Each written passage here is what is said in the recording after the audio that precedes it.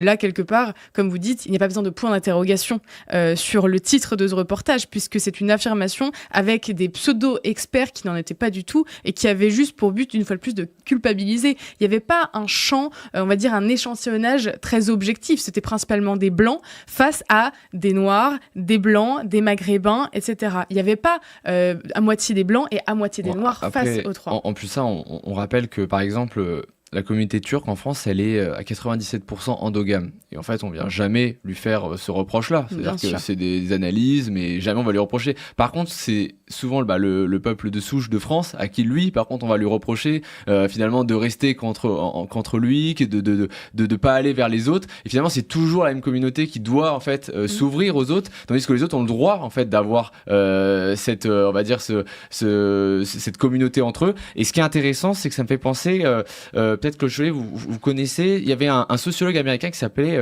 Robert Putnam.